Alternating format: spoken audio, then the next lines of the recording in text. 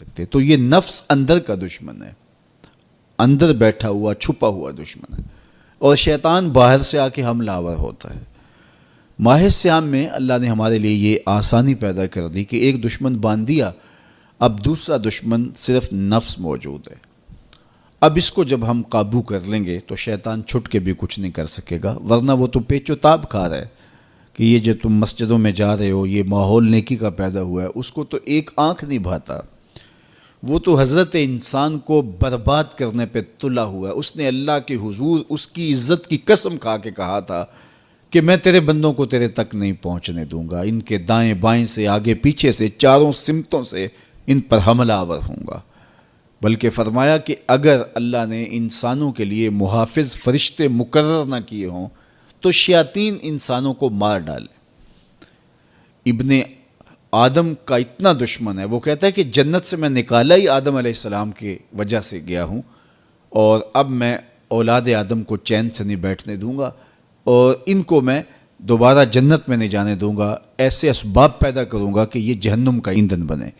اور یہ دن رات کوشاں ہے، اور شیطان کے مکر و فریب اور اس کے دجل و تلبیسات کے رنگ بڑے ہیں. ہر ایک کو ایک لاٹھی سے نہیں ہانکتا. ایسا نہیں ہوتا کہ ایک شب زندہ دار تہجد گزار جس کو سحری کی سسکیوں میں لطف ملتا ہو، شیطان اسے کہے کہ جناب تم سحری کے وقت نہ اٹھا کرو اور نوافل نہ ادا کیا کرو. اسے پتہ ہے کہ یہ عابد، یہ تہجد گزار میری بات نہیں مانے گا، تو وہ اسے کہتا بھی نہیں ہے. اسے کہتا ہے تم ضرور تہجد پڑھو، لیکن صبح بتا دیا کرو کہ میں تہجد گزار ہوں، میں سحری کے وقت اٹھنے کا مزاج رکھتا ہوں. تو وہ اسے ریا میں مبتلا کرے گا. ایک شخص جس کی طبع میں فیاضی گندی ہے، سخاوت اس کے وجود میں شامل ہے، اس کی مٹی اور خمیر میں رکھی گئی ہے، اب شیطان اس کو کہے کہ تو بخل کر، تو وہ کبھی بھی شیطان کے کہنے سے بخل پر آمادہ نہیں ہوگا. تو شیطان اس کو یہ زحمت دیتا بھی نہیں، اس کو فضول خرچی کی طرف آمادہ کرے گا. ایک شاعر جس کی طبع میں لطافت ہے، نرمی ہے، رفق ہے، وہ شاخ سے ٹوٹتے ہوئے پھول کو بھی گوارا نہیں کر سکتا، تو شیطان اس کو کہے کہ تم کسی انسان کو قتل کر دو، تو کیا ایک شاعر سے ممکن ہے کہ وہ کسی کی گردن کاٹ دے؟ وہ تو شاخ سے پھول جب توڑ نہ سکے. کیا کہا تھا کہ قتل کے حادثے سے کم نہیں شاخ سے گل کا جدا ہونا.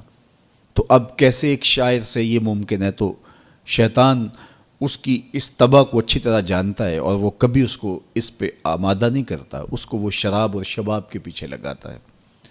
ایک عالم دین جس کا اوڑھنا بچھونا ہی دین ہے، اور منبر و محراب کی نوکری اس کی سعادت مندی ہے، اور جب وہ واضح و تلقین اور نصیحت کرتا ہے اس کی روح کو قرار اور باطن کو تسکین نصیب ہوتی ہے. اب شیطان اس کو کہے کہ تو منبر و محراب کی نوکری چھوڑ دے، تو مجھے بتائیے ایک عالم دین منبر و محراب کی نوکری چھوڑ کے گنڈیریاں بیچے گا؟ تو اس کی بات تو نہیں مان سکے گا. تو شیطان اس کو یہ کہتا بھی نہیں ہے، اس کو کہتا ہے تیرے جیسا خطیب بھی تو زمانے میں دوسرا نہیں ہے، بات کرنے کا جو ڈھب تجھے آتا ہے وہ کسی اور کے پاس تو نہیں ہے. جتنا علم تیرے پاس ہے، صغرے کبرے ملانے کا جو فن تو جانتا ہے، لفظوں کی کھال ادھیڑنے کا مزاج جو تیرے پاس ہے، علمی منہ شگافیاں اور دقائق کا جو علم تیرے پاس ہے، وہ کسی اور کے پاس بھلا کب ہے؟ تو وہ اس کو تکبر میں مبتلا کر کے اس کی متاع زندگی کو لوٹنے کی کوشش کرتا ہے. تو اس کے وار ہیں، اس کے حملے ہیں، اس کے جال ہیں جو پھیلا کر کے اس دام تزویر کے اندر لوگوں کو پھانس لیتا ہے. تو شیطان انسان کا دشمن ہے، دن رات انسان کو برباد کرنے کے لیے تلا ہوا ہے. میرے اور آپ